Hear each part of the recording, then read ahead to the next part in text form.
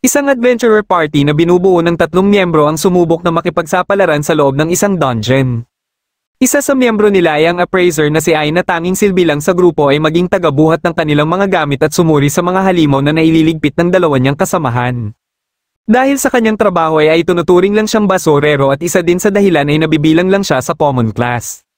Tuwing ipinapanganak ang isang tao ay binibiyayaan siya ng Goddess of Light ng trabaho habang ang Goddess of Darkness naman ang nagbibigay sa kanila ng kanilang skill. Ngunit ang trabaho ay naipapasa sa bawat henerasyon at hindi na ito nababago pa.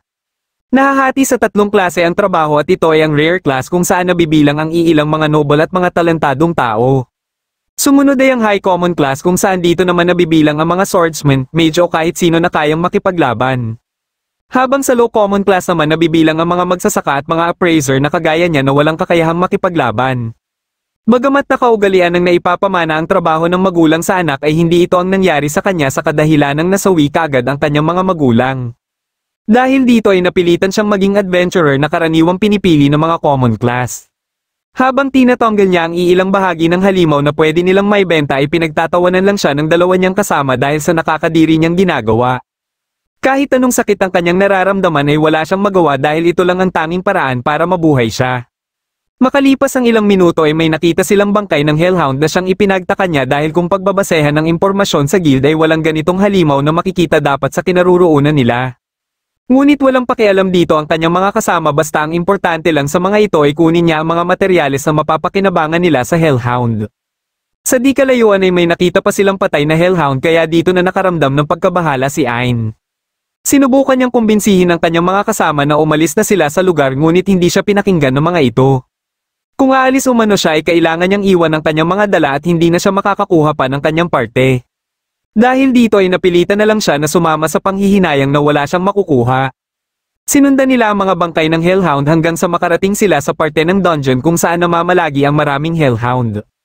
Dito na nila napagtanto na kaya pala maraming nakakalat na mga patay na Hellhound ay dahil nag-aagawan sila sa pagkain. Alam nila na hindi nila kakayanin ng ganitong karaming Hellhound at kahit pa tumakbo pa sila ay maaabutan lang sila. Biglang nakaisip ng ideya si Zoid at inutusan niya si Jolene na mag-cast ng paralyze spell kay Ain. Kagad itong sinunod ni Jolene at pagkabagsak ni Ain ay mabilis silang tumakbo palayo. Hindi naman na nagsayang pa ng oras ang mga Hellhound at kagad din nilang inatake si Ain. Sa sobrang sakit na nararamdaman ni Ain ay kusang natanggal ang paralyze spell. Dito na siya nanlaban at katapos ay pinilit niya na makalayo. Ngunit pagkadating niya sa pinto palabas ay hinarangan din pala ito nila Zoid. Dumaan siya sa isang pinto ngunit dead end din pala ang daanan na ito. Alam niya na kung babalik siya ay kakainin lang siya ng mga Hellhound at ayaw niya na mamatay sa ganitong paraan. Dahil dito ay mas pinili niya na lang na magpahulog at tanggapin ang ganitong kamatayan. Akala niya ay ito na talaga ang kanyang katapusan pero nang magising siya ay nagulat na lang siya na buhay pa siya. Napansin niya kagad ang malaking puno sa kanyang harapan. Biglang may tumulo mula dito at nang ginamitan niya ito ng kanyang appraisal skill ay dito niya na nalaman na ito pala ang World Tree. Hindi siya makapaniwala na totoo pala talaga ang World Tree. Noong unang panahon ay sinasabing ang World Tree ang naglalabas ng mana sa kapaligiran na siyang nalalanghap ng mga tao. Pero matapos itong matuyo ay bigla na lang itong naglaho. Dahil may mana pa din na nalalanghap ang mga tao ay naniniwala ang iba na may World Tree pa ang nabubuhay hanggang sa kasalukuyan. Napagtanto ni Ain na kaya pala hindi ito makita ng mga sumubok na maghanap dahil nasa ilalim lang pala ito ng dungeon. Alam niya na ito ang nagligtas sa kanyang buhay kaya pinasalamatan niya ito. Bigla siyang may narinig na boses ng isang babae at dahil wala siyang may nakikitang ibang tao sa paligid ay inisip niya na lang na baka imahinasyon niya lang ito.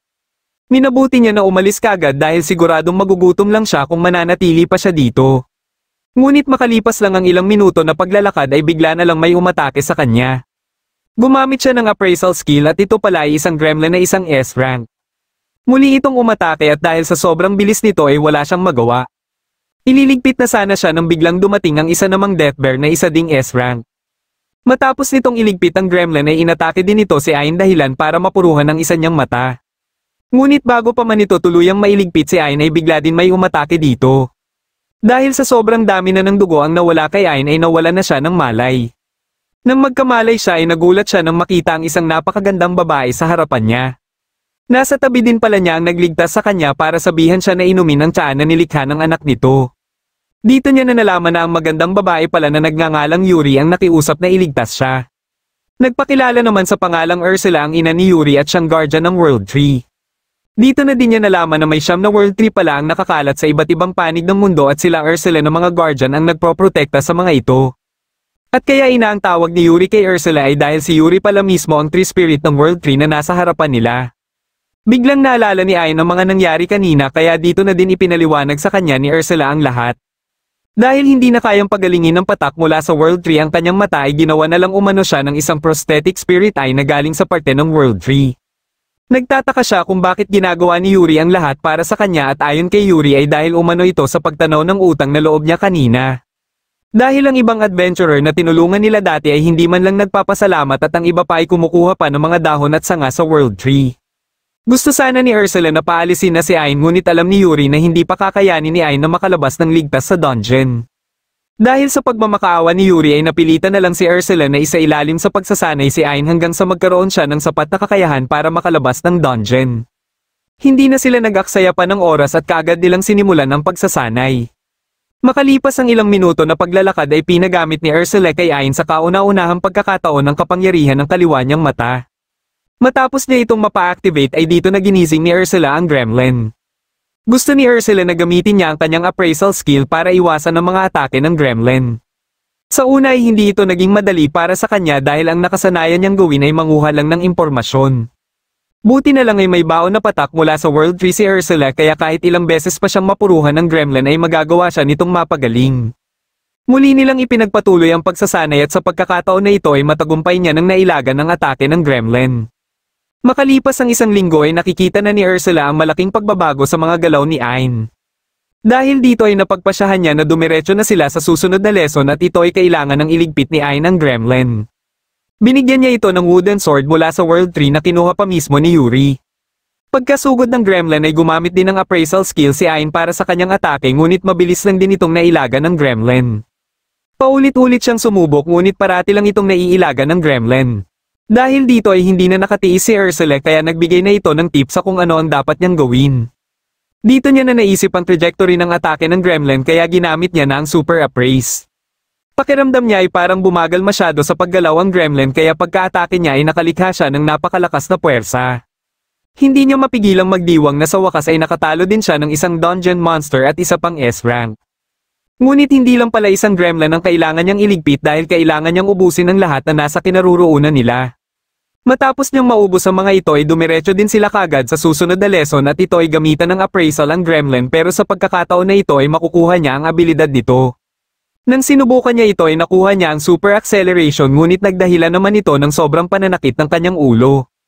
Kagad niyang sinubukan ang bago niyang abilidad hanggang sa punto na huminto na sa pagkapunit ang kanyang mga kalamnan. Nang matapos siya dito ay pumayag na si Ursula na gamitan niya ito ng kanyang appraisal skill. Dahil dito ay nakuha niya ang discard incantation at fireball ni Ursula. Araw-araw siyang nagsanay sa bago niyang abilidad ngunit dahil mababa ang kanyang magical capacity ay parati siyang nawawalan ng malay. Buti na lang ay andyan si Yuri para tulungan siya sa pagpapagaling. Makalipas ang kalahating buwan ay hindi lang mga fireball ang kanyang nagagawa kundi ang windstorm din na isang mid-level magic. Dahil nakikita na ni Ursula na handa na siyang makipaglaban sa Death Bear ay pinayagan na siya na maghiganti. Nagtungo sila sa kinaroroonan ng Death Bear at walang takot itong hinarap ni Ayn. Matapos niya itong mapuruhan ng windstorm ay tinadtad niya naman ito ng kanyang fireball. Dahil mabilis lang niya itong natalo ay nararamdaman niya na lumakas na nga talaga siya. Para kay Ursula ay dito na nagtatapos ang kanyang pagsasanay. Pagkabalik nila ay may ipinabigay sa kanya si Yuri at ito ay ang natitirang World Tree Spirit Core. Gamit ito ay muli siyang ginawa ng artificial eye na tinatawag na Spirit God Eye. Dahil naman dito ay nagagawa na ni Yuri na maglabas-masok sa kanyang mata at ibig sabihin lang nito ay magkakasama pa din sila kahit sa paglabas ng dungeon. Nagcast naman si Ursula sa kanyang kamay ng infinite storage na kayang malagyan ng kahit gaano pa karaming pisikal na bagay. Hindi lang ito ang ibinigay sa kanya dahil binigyan din siya ng Spirit Sword at Philosopher's Stone. Ang Philosopher's Stone ang magsisilbing koneksyon nila ni Ursula kaya lahat ng nakikita niya ay nakikita din ni Ursula. Bago sila umalis ay tinanong niya si Yuri kung ano ang plano nito sakaling makalabas na sila ng dungeon dahil gusto niya na kahit papano ay makabawi sa mga naitulong nito sa kanya. Sumagot si Yuri na gusto lang niyang makita muli ang kanyang mga kapatid. Siyam pala silang magkakapatid at katulad kay Yuri ay nakatago din ang mga ito sa mga dungeon sa iba't ibang panig ng mundo. Nang magsimula na sila sa paghahanap ng daan palabas ay tinutulungan si Ai ni Ursula sa tamang direksyon. Ilang sandali lang ay nakaengkwentro nila ang isang Viper at mabilis lang niya itong tinalo. Katulad ng mga naunang halimaw ay ginamitan niya din ito ng appraisal skill para makuha ang abilidad nito. Di nagtagal ay nakarating na sila sa Labyrinth Core o ang nagsisilbing puso ng dungeon. Para makalabas sila ng dungeon ay kailangan muna nilang talunin ng boss monster na nakabantay dito. Pagkapasok nila ay na-activate kaagad ang summoning circle at dito na nagpakita ang boss monster. Kaagad itong nilabanan ni Ain habang si Ursula naman ang nagtuturo sa kanyang mga gagawin. Pinasalo ni Ursula ang atake ng boss monster at tinutulungan din siya ni Yuri. Dahil dito ay nakagamit siya ng dissolving venom ngunit hindi ito naging sapat. Dito na siya pinayagan ni Ursula na gamitin na ang kanyang pinakamatinding atake. Kaagad niya itong ginamit na tinawag niyang Nova Strike. Sa sobrang lakas nito ay wala nang nagawa pa ang boss monster. Matapos makuha ni Ain ang mga abilidad ng boss monster ay inasikaso na nila ang Labyrinth Core. Inilagay ito ni Ursula kay Ain dahil ito pala ang magpapataas ng level ng kanyang Spirit God Eye. Kaya kung makakatalo pa siya ng mas maraming boss monster ay mas lalong lalakas pa ang kanyang Spirit God Eye. Katapos ay hindi na din sila nag-aksaya pa ng oras dito at lumabas na sila ng dungeon. Kasalukuyan namang ikinikwento ni Zoid sa ibang adventurer ang umano'y nangyari kay Ain. Pero sa kanyang kwento ay sinasabi niya na nagsakripisyo si Ain para makaligtas sila ni Jolene. Nagsisinungaling lang siya para hindi isipin ng lahat na traidor silang kasama. Ngunit biglang dumating si Ain na siyang ikinagulat niya ng sobra. Hindi siya makapaniwala na nakaligtas si Ain sa mga halimaw sa dungeon. Dito na nalaman ni Ain na puro kasinungalingan lang pala ang ikinikwento ni Zoid sa ibang adventurer kaya sinabi niya ang totoo. Dahil dito ay nagalit tuloy kay Zoid ang mga adventurer pero buti na lang ay pinigilan ni Ain ang mga ito. Gusto lang ni Ain na magpasalamat kay Zoid dahil si Zoid lang ang tanging tumanggap sa kanya at kung hindi dahil sa pag-abandona ng mga ito sa kanya ay hindi niya makikilala sila Yuri at Ursula. Habang ang iba naman ay nanibago sa kanya na parang hindi na siya ang dating Ain na kilala ng mga ito. Para mas mapalakas pa niya ang kanyang sarili ay kaagad silang nagtungo sa mga dungeons na malapit sa capital. Dahil dito ay napapalevel up niya din ang kanyang Spirit God Eye. Pagkalabas nila ng dungeon ay bigla silang may narinig na sigaw ng isang babae. Kaagad na kumilo si Ain para magtungo dito at nakalaban niya ang iba't ibang klase ng mga halimaw. Nang matalo niya na ang mga ito ay nilapitan niya ang sakay ng karwahe para tingnan kung ayos lang ang mga ito. Kaagad siyang niyakap ng babae dahil siya umano ang hero na matagal na nitong hinahanap. Nagpakilala naman ng lalaki sa pangalang Jasper na isang mangangalakal at dito niya na nalaman na isa palang prinsesa ang nakayakap sa kanya na si Claudia. Dinala sila ni Jasper sa mansyon nito at matapos ang ilang minuto ng kanilang pag-uusap ay bigla na lang niyaya ni Jasper si Ain na maging asawa umano nito. Dito na sinabi ni Jasper na siya ang head ng Geno Company at misyon niya na mangolekta ng iba't ibang hiyas para mapanatili ang ningning ng mga ito. Alam pala nito na isang spirit core ang kaliwang mata niya at naikwento din nito ang alamat ng Demon Lord Victorin na isinelyo ng World Tree. Dahil sa paggamit ng kapangyarihan ng World Tree ay nagdahilan nito sa kanyang pagkatuyo at tanging mga spirit cores na lang nito ang naiwan.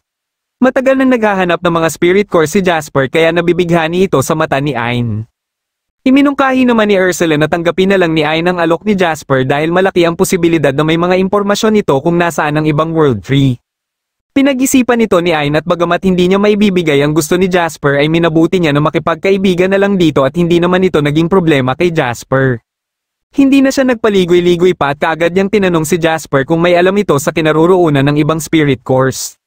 Nabanggit ni Jasper ang secret dungeon kaya kaagad silang nagtungo dito. Pagkapasok nila dito ay nagtaka si Ain na may nakaharang na pader sa daanan. Pero nakita kaagad ni Ursula na may teleportation spell sa pader kaya nang hinawakan nito ni Ain ay bigla siyang na-teleport sa loob na mismo ng dungeon. Alam ni Ursula na isa lang itong ilusyon kaya nagulat na lang si Ain na isa lang palang ilusyon lahat ang nakikita nila. Biglang may nagsalita na boses babae kaya lumabas si Yuri dahil boses pala ito ng kanyang kapatid na si Pina. Akala nila ay magiging madali na mahahanap nila si Pina ngunit plano pala ni Pina na subukan muna ang kakayahan ni Ain. Kampante ito na mahihirapan ng sobra si Ain dahil sa lahat ng secret dungeon ay sa kanya ang pinakamahirap. Ngunit dahil sa tulong ni Ursula ay naiiwasan lahat ni Ain ang mga patibong na inihanda ni Pina. Sa sobrang pagkainis ni Pina ay pinalabas niya na ang kanyang S-rank humanoid monster. Nagbuga ito ng pampatulog ngunit may ability resistance pala si Ain. Gamit ang steel cutter at super acceleration ay mabilis lang tinalo ni Ain ang kalaban. Matapos niyang kunin ang abilidad nito ay bigla namang may umatake sa kanya. Ngunit dahil may nullify ambush ability siya ay hindi pa din siya natatablan nito. Matapos mahanap ni Ursula ang kinaroroonan ng mga ito ay ginamit niya naman ang gravity well para iligpit ang mga ito. Nagpalabas muli ng dalawang S-rank hunter si Pina ngunit mabilis lang din niyang tinalo ang mga ito. Kasalukuyan din palang nasa loob ng secret dungeon si Zoid. Sinisisi niya si Ain sa lahat ng kamalasan na nangyayari sa kanyang buhay. Matapos malaman ng ibang adventurer ang ginawa niya kay Ain ay wala nang nagtitiwala pa sa kanya. Kahit si Jolene ay itinakwil siya para hindi ito pag-initan ng ibang mga adventurer. Wala na sino man ang nagtitiwala sa kanya kaya napagpasyahan niya na kumuha ng napakahirap na quest at baka kung magtagumpay siya ay muli siyang pagkatiwalaan ng iba. Ngunit ilang minuto lang pagkapasok niya sa dungeon ay nahulog siya kagad sa patibong. Buti na lang ay ayaw ni Pina na may nasasawi kaya ibinabalik siya kagad sa labas. Matapos niyang malaman na hindi siya mamamatay sa loob ng dungeon ay muli siyang pumasok ngunit paulit-ulit pa din siyang nahuhulog sa mga patibong. Hanggang sa may makaengkwentro siyang napakalaking halimaw at buti na lang ay biglang dumating si Ain para iligtas siya. Hindi siya makapaniwala na andito din pala si Ain at ang pagtalo nito sa halimaw sa isang atake lang. Humingi si Ain kay Yuri ng patak mula sa World Tree at inilagay niya ito kay Zoid. Katapos ay pinatulog niya ito at sinabihan si Pina na ibalik ito sa labas. Ilang sandali lang ay nakarating na sila sa kinaroroonan ng boss monster. Pagkapasok nila ay nakaramdam sila ng malakas na pagyanig kaya mabilis silang napalerto. Ang boss monster pala ay ang inaapakan nila kanina. Kagad itong inatake ni Ain gamit ang kanyang fireball ngunit hindi man lang ito nagalusen. Pagkaganti nito ay gumamit si Ain ng super appraise at ibinalik niya ang atake. Ngunit katulad ng kanina ay hindi pa din ito naapektuhan. Nang tiningnan niya ang bakas ng kanyang mga atake ay dito na siya may nadiskubre. Mabilis siyang bumaba at pagka-atake nito ay hindi siya umilag. Isang ilusyon lang pala ang kanyang kalaban at gamit ang dispel ay dito na nila nakita ang totoong hitsura ng boss monster. Isa palang makapangyarihang spirit illusion ang ginawa ng boss monster kaya kahit si Ursula ay hindi ito napansin. Dahil sa pagtalo ni Ain sa boss monster ay wala nang nagawa si Pina kundi papasukin sila. Sa sobrang tuwa ni Yuri na nakita niya muli ang kanyang kapatid ay niyakap niya ito ng mahigpit. Katulad kay Yuri ay gusto din ni Pina na sumama sa paglalakbay ni Ain. Ilang sandali lang ay nag-transform na din sa human form ang maliit na pagong at ito pala ay si Kurohime na siya namang guardian ni Pina. Lumapit ito kay Ursula habang si Ursula naman ay biglang naging magalang na siyang ikinagulat ni Ain. Humingi ng permiso si Ain kay Kurohime na dalhin si Pina sa labas ng dungeon at wala namang naging problema dito si Kurohime. Sa halip ay ipinaubaya din ito kay Ain ng Philosopher's Stone dahil gusto din pala nitong sumama kay Ain. Inilagay din ni Ursula kay Ain ang spirit core ni Pina kaya muling tumaas ang level ng spirit god eye ni Ain. Pagkabalik nila ay napagpasyahan ni Jasper na isama si Ain sa guild. Ito ay para maibenta ni Ain ang mga materials na nakuha nila sa dungeon at plano naman ni Jasper na bilhin lahat ang mga ito. Nang tiningnan ng receptionist ang guild license ni Ain ay hindi ito kagad naniwala na may matatalong halimaw si Ain. Kahit ang ibang adventurer ay pinagtawanan lang si Ain sa pagiging appraiser lang niya. Ito ang dahilan kaya ayaw sana ni Ain na personal na pumunta sa guild at maging sentro ng atensyon. Sinabihan siya ni Jasper na ipakita ang mga materyales na siyang ikinagulat ng lahat. Ngunit iniisip pa din ng iba na kinuha lang niya ito sa ibang adventurer kaya dito na nakialam ang guildmaster na si Megan para ipaalala sa kanila na hindi basehan ng trabaho para husgahan kagad ang isang tao. Katulad kay Jasper ay napansin din kagad nito ang artificial eye ni Ain. Matapos suriin ng receptionist ang mga materyales ay nakumpirma nito na totoo nga lahat ang dala niya. Ang mas ikinagulat nilang lahat ay nung nalaman nila na natapos na din pala niya ang secret dungeon. Kinagabihan habang nasa paliguan sila ay pinasalamatan ni Kurohime si Ain sa pagsama kay Pina sa grupo dahil matagal na rin nung huling nakita niya na naging masaya si Pina. Ang buong akala ni Ain ay 6 na lang ang hahanapin nilang spirit core ngunit nilinaw ni Kurohime na 7 pa sila. Bagamat sinasabing naglaho ang isang world tree sa pagkatuyo ay sigurado siya na buhay pa ang spirit core nito at ito ay ang nakakatanda sa magkakapatid na si Echidna. Kinabukasan ng umaga ay bumisita sa mansyon si Megan dahil may sadya ito kay Ain. Ito ay tungkol sa Behemoth na isa sa makapangyarihang dragon na pinalabas ng Demon Lord Mictoren. Matapos may selyo ang Demon Lord ay sinasabing nagtago ito ngunit kailan lang ay may bali-balitang umatake ito sa mga mangangalakal. Nais ni Megan na ipaubaya ito kay Ain na isang SS rank na halimaw. Kahit alam ni Ain kung gaano kadelikado ang misyon na ito ay tinanggap niya pa din ito. Kagad silang lumikas para magtungo sa sinasabing pinagtataguan ng Behemoth. Nang madetekta ito ni Ursula ay ginamit ni Ain ang Nova Strike para mapalabas ito. Nang makita nito si Ain ay natawa lang ito dahil isang mahinang tao lang pala ang nang istorbo sa kanyang pagkakatulog. Gayunpaman ay hindi pa din natinag dito si Ain na buo pa din ang loob na iligpit ito. Nauna itong umatake pero dahil sa super acceleration ay nagagawa lang itong maiwasan lahat ni Ain. Nang makalapit si Ain ay matagumpay niya itong napuruhan ng kanyang espada. Dahil dito ay napilitan itong sumisid sa buhangin para sa gagawin nitong atake. Pagkaahon nito ay matagumpay nitong nakain si Ain ngunit may inihanda na palang atake si Ain. Sa bilis ng pangyayari ay nagulat na lang ang behemoth na nagkawatak-watak na ang kanyang katawan at sa kauna-unahang pagkakataon ay nakaramdam siya ng sobrang sakit. Habang pinagmamasdan niya si Ain ay unti-unti niya nang napapagtanto ang kanyang pagkatalo. Pagka-uwi nila Ain ay ipinatawag naman sila sa palasyo dahil gusto umano ng hari na makilala ang tumalo sa behemoth at nagligtas sa kanyang anak. Labis itong nagpapasalamat sa kanyang mga nagawa para sa kaharian. Kaya sinamantala niya din ang pagkakataon na ito para ibida si Yuri sapagkat kung hindi dahil kay Yuri ay hindi niya magagawa ang lahat na iyon. Binigyan siya ng hari ng relo na may royal crest na nakaukit para malaya siyang makapunta kahit saang banda ng kaharian man niya gustuhin. Sa isip-isip niya ay malaki ang maitutulong nito sa kanilang paghahanap sa iba pang mga kapatid ni Yuri. Mabilis namang kumalat sa buong kaharian ang pagtalo niya sa behemoth kaya pinag-uusapan tuloy siya ng mga residente. Habang si Zoid naman ay mas lalo lang nagagalit kay Ain dahil sa kanyang mga nararanasang paghihirap.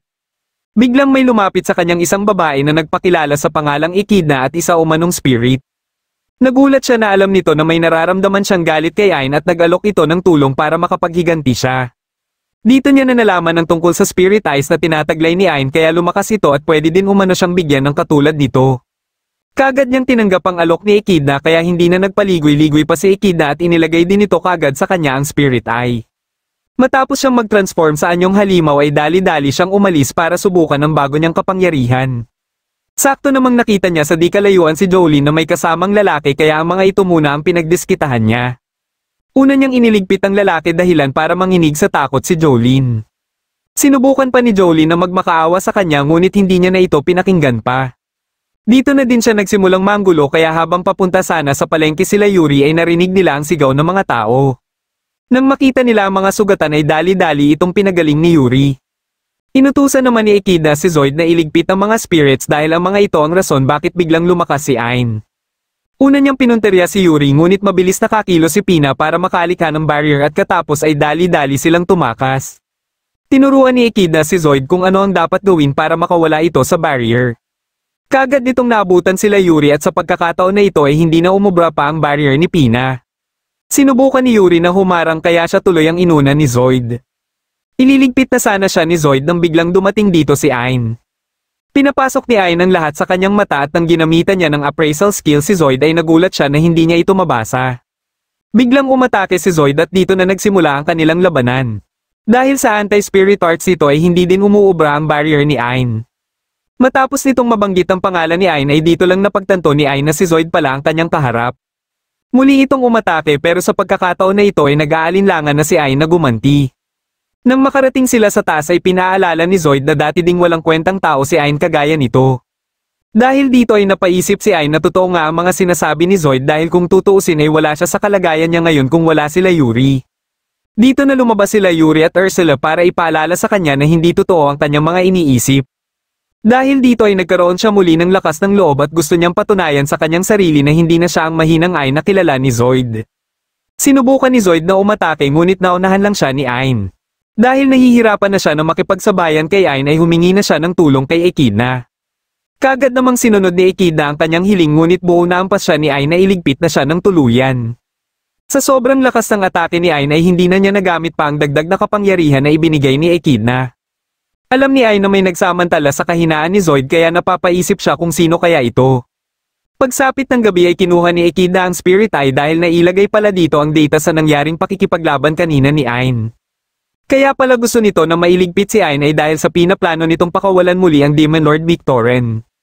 Nagtungo siya sa kastilyo ng Demon Lord at nakaharap niya dito ang Baron sa 5 ranks ng Demon Nobility na si Falco. Ipinakita niya dito ang utos ng Demon Lord na iligpit si Ain.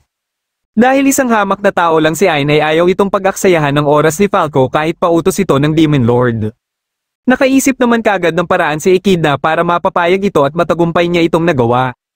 Kaagad itong umalis para puntahan si Ain at gamit ang kanyang abilidad na Gale Winds ay mabilis lang siyang nakarating sa kinaroroonan ni Ain. Ngunit alam pala ni Ain na paparating siya kaya lumabas na din ito ng kwarto. Hindi na siya nagpaligoy-ligoy pa at inunahan na ng atake si Ain ngunit sinampal lang siya nito ng napakalakas. Katapos ay sinundan pa ito ng Helix Bullet dahilan ng agarang pagkatalo ni Falco. Kinabukasan ng umaga ay nagtungo sila Ain sa palasyo para bisitahin ang Forbidden Library. Gamit ang ibinigay na Silver Watch ng hari ay pwede din siyang makapasok dito.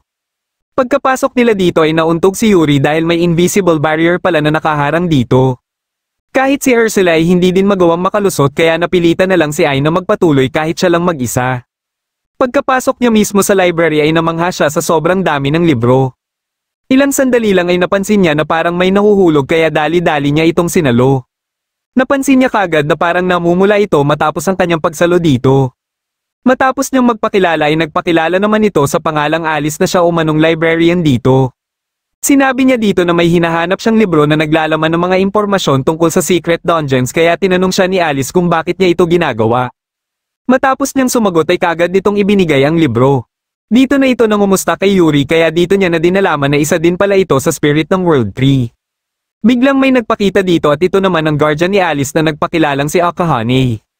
Balak sana ni Ain na dalhin sa labas si Alice para magkita-kita na silang magkakapatid ngunit ayon kay Akahane ay hindi umano ito pwede.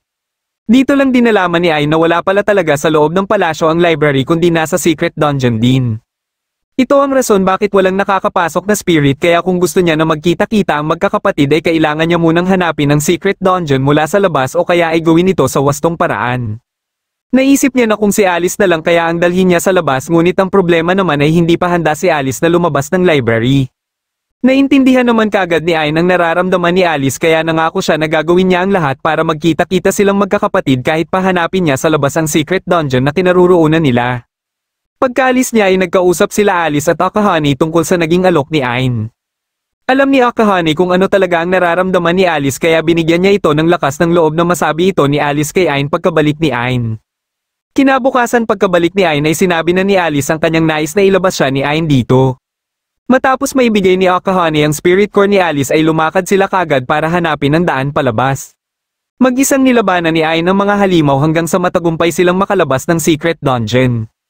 Dahil dito ay nagkita-kita na din sa wakas ang magkakapatid pati na din ang mga guardian nila.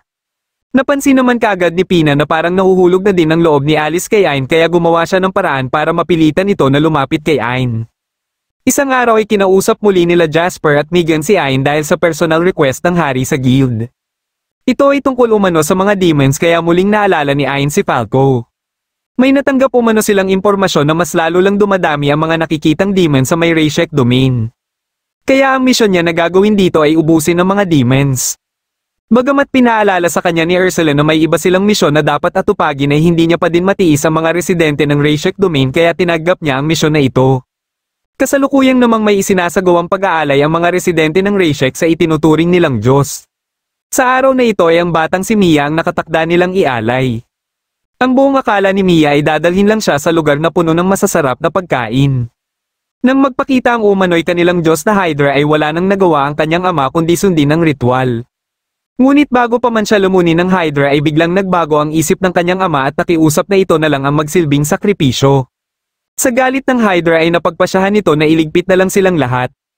Katapos ay lalantokan na sana nito si Mia ngunit biglang dumating dito si Ain para pigilan ito. Nakiusap si Ain kay Yuri na pagalingin ng mga nalaso na siyang ikinagulat ng Hydra. Gayunpaman ay hindi pa din ito natinag kay Ain na nagawa pang maliitin si Ain. Wala siya kaalam-alam na segundo na lang pala ang nalalabi sa kanyang buhay. Gulat na gulat ang mga residente at dito na nila nakilala si Ain na kilala na sa tawag na Ancient Dragon Slayer.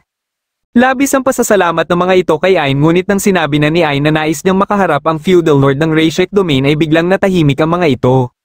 Parang may kinakaharap ang mga ito na may kinalaman sa feudal lord kaya hindi na siya nagpumilit pa na ihatid siya sa mansyon nito. Minabuti niya na siya na lang mismo ang magtungo dito at kaagad naman siyang hinarap ng kasalukuyang feudal lord na si Negan. Habang nag-uusap na sila ay kaagad na binanggit ni Ain ang tungkol sa mga demon. Ngunit itinanggi ito ni Negan at baka nagkakamali lang umano ang kanyang mga nasasakupan. Nang binanggit ni Ain ang pagligpit niya sa Hydra ay ikinagulat ito ng sobra ni Negan dahil ang Hydra umano ang nagsisilbing bantay nila mula sa mga halimaw na umaatake sa nayon. Nagkaroon silang dalawa ng sagutan dahil hindi din papayag si Ayn sa hinihingi ng Hydra na sakripisyo. Katwiran ni Negan ay mas mabuti ng magsakripisyo ng isa kung daan-daan naman ang maililigtas. Dahil siya ang responsable sa kapakanan ng nayon ay gagawin niya ang lahat kahit pa magsakripisyo sila. Pagkaalis ni Ayn ay kagad na kinausap ni Negan ang nilalang na nasa loob ng salamin na tinawag niyang Shadow para ipaalam dito ang nangyari sa Hydra. Alam nito na isang banta sa kanyang mga plano si Ayn kaya inutusan nito si Negan na ipaligpit si Ayn dahil si Ayn umano ang demon. Kagad na napaniwala dito si Negan at wala siyang kaalam-alam na inuutulan siya ng Shadow na ito na isa palang demon. Sinubukan ni Ayn na makipag-usap sa mga residente ngunit iniiwasan lang siya ng mga ito. Hanggang sa may makausap siyang isang lalaki na nawawala na din ng pag-asa matapos atakihin muli ng mga demon ang kanilang mga pananim. Dahil sa sobrang awa ay ginamit na ni Ayn ang kanyang kapangyarihan para ibalik muli ang mga nasirang pananim at para din maprotektahan ng mga ito sa mga halimaw ay lumikha din siya ng bagong pader. Nakiusap siya sa lalaki na huwag mawawalan ng pag-asa kaya naalala tuloy nito sa kanya ang ama ni Negan.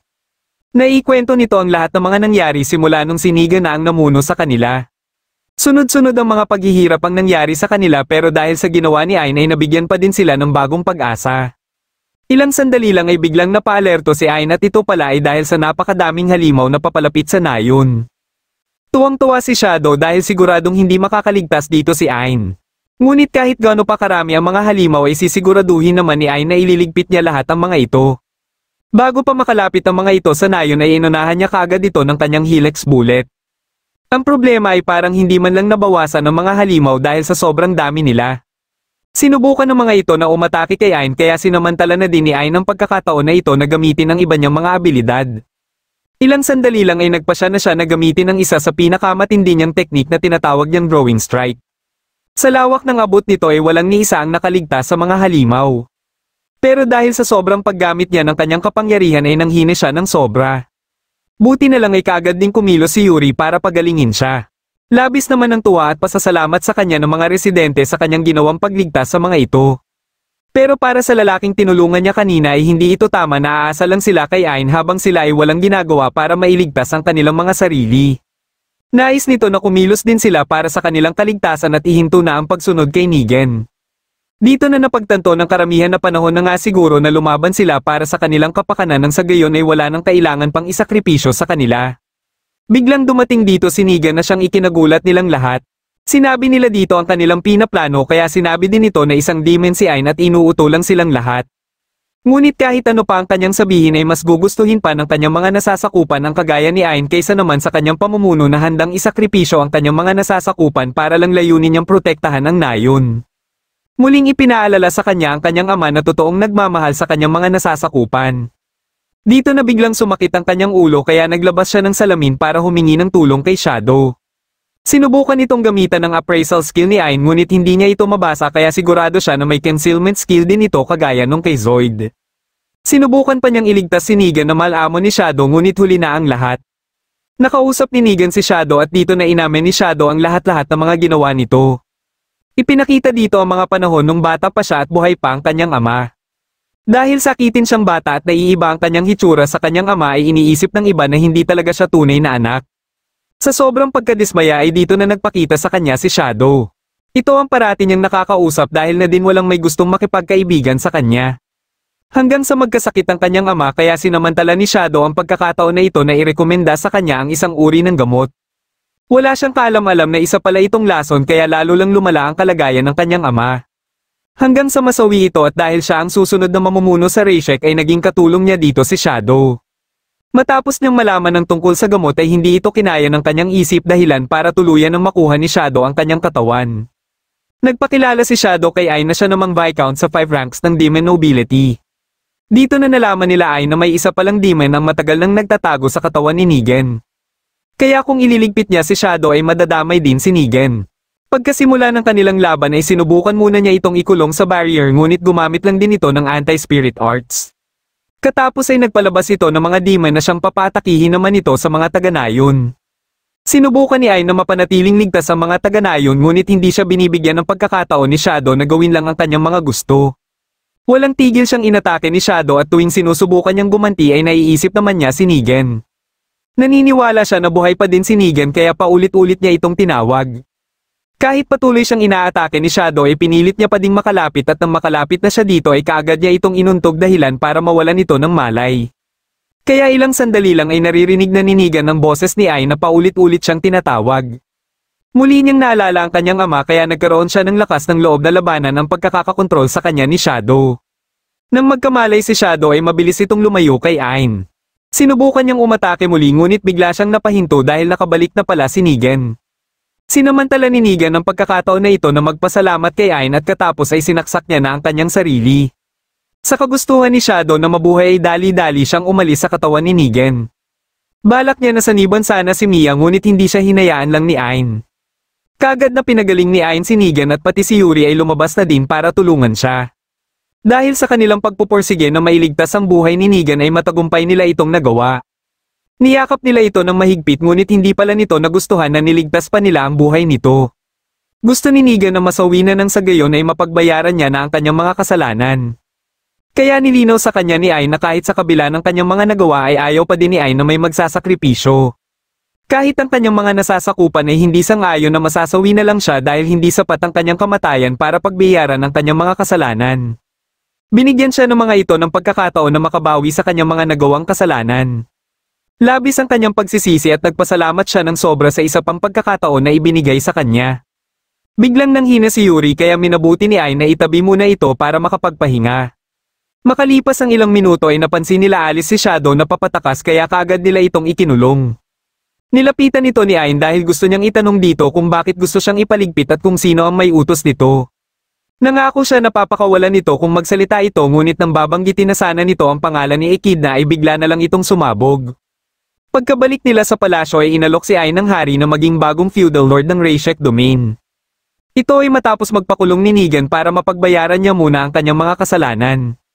Sa una ay nagdadalawang isip pa siya kung tatanggapin niya ang alok ng hari pero dahil iniisip niya ang mga taga Rayshek domain ay tinanggap niya na lang ito. Kinabukasan ay kinausap siya ni Alice dahil may natuntun umano itong isa sa World Tree gamit ang Thousand Mile Eye nito. Bigla silang may narinig na boses ng isang babae at ito pala ay ang isa sa World Tree Spirit na si Kirsch. Kaagad itong niyakap ni Yuri ngunit hindi pala ito ang totoong katawan nito. Matapos silang magpakilala sa isa't isa ni Ain ay pinag-usapan na nila ang sadya talaga ni Kirsch kay Ain. Kasalukuyan umanong inaatake ng mga demon ang isa sa World Tree at ito ay sa bunso nila na si May. Ang problema ay matagal nang nawala ang guardian ni May kaya si Kirsch muna ang nagsisilbing bantay nito. Pangalawa sa magkakapatid si Kirsch kaya isa siyang high-level spirit dahilan para magawa niyang makalabas-masok sa kanyang World Tree. Sa ngayon ay nasa kinaroroonan ni May ang totoo niyang katawan. Ipinangako ni Ain na pupunta sila kagad sa kinaroroonan nila May at Kirsch para iligtas ang mga ito. Pinagtatawanan naman ng dalawang demon ang pagkatalo nila Falco at Shadow sa isang hamak na tao lang. Biglang may umatake sa isa sa kanila at ito pala ay ang top-rankang noble na si Duke Lona. Sa sobrang takot ay kagad na lumuhad ang isang demon para magmakaawa. Buti na lang ay inutusan lang siya ni Lona na linisin ang katawan ng demon na iniligpit nito. Nagtungo ito sa silid ni Echidna na kasalukuyang pinagmamasdan si Ain. Dahil nagawang matalo ni Ain ang dalawa sa 5 ranks ng demon nobility ay naisip ni Lona na subukan din ang lakas ni Ain. Iniutos naman ni Echidna sa kanya na dalhin dito ang isa sa World Tree Spirits. Ito ay dahil abala si Ain sa paghahanap ng ibang mga spirits at siguradong makakaengkwentro niya si Ain sa misyon na gagawin niya. Hindi na siya nag-aksaya pa ng oras at kaagad siyang umalis papunta sa kinaroroonan ng isa sa spirit. Pagkadating nila Ain sa kagubatan kung saan nakita ni Alice ang World Tree ni May ay nakaharap nila dito ang count ng 5 ranks ng demon nobility na si Hornet. Pinaatake nito ang kanyang mga bubuyog kay Ain ngunit nagulat na lang siya na nasa likuran na pala niya si Ain. Pero hindi humubra ang atake ni Ain dahil nagagawa nitong mag-transform sa maliliit na mga bubuyog. Akala niya ay lamang na siya kay Ain ngunit gamit ang burning bullet ni Ain ay wala ni isa ang nakaligtas sa kanyang mga bubuyog. Minabuti niya na umatras muna at sakto namang papalabas din ng portal si Lona. Alam ni Lona na tatakas si Hornet kay Ain kaya iniligpit niya na lang ito. Dahil sa kakaiba niyang aura ay naramdaman kaagad ni Ain na malayong-malayo ang agwat ng lakas nito kumpara kay Hornet. Kaya inunahan niya na ito at ginamitan niya ito ng drain level magic. Katapos ay dito niya na ito sunod-sunod na inatake at wala itong magawa para sanggain siya. Gayunpaman ay hindi ito kagad nagpatalo kaya ito naman ang umatake gamit ang precision shot. Kampante siya na hindi ito kayang sanggain ni Ain kaya laking gulat niya nang madali lang itong sinangga ni Ain. Maliban dito ay nagawa din siyang matamaan ng sarili niyang atake kahit alam niya na kaya niya naman itong maiwasan. Hindi pa man siya nakakaporma ulit ay muli na naman siyang napuruhan ng atake ni Ain. Dito niya na nalaman na maraming beses pala siyang ginamitan ni Ain ng drain level magic habang sinasangga niya ang mga suntok kanina. Hindi niya matanggap na madali lang siyang tinalo ni Ain pero dahil sobrang hina niya na ay napilitan na lang siya na umatras. Nagpatuloy sila Ain sa paghahanap ng World Tree ni Mei at di nagtagal ay matagumpay na nila itong nahanap. Matapos nilang marinig ang boses ni Kirsch ay kaagad din silang pumasok. Habang nagbabatian ng magkakapatid ay unang hinanap kaagad ni Ain si Mei. Natutulog pala ito ngunit bigla itong nagising at nag-iiyak.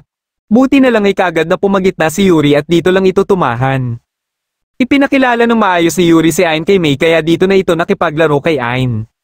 Matapos ang ilang minuto ng kanilang paglalaro ay opisyal nang isinama ni Mei si Ain sa listahan na kanyang mga gustong makasama. Dahil dito ay nagpasya din siya na sumama na din kina Ain. Kahit si Kirsch ay nagpasya na din na sumama sa kanyang mga kapatid kaya ipinaubaya niya na kay Ain ang kanilang spirit course ni Mei.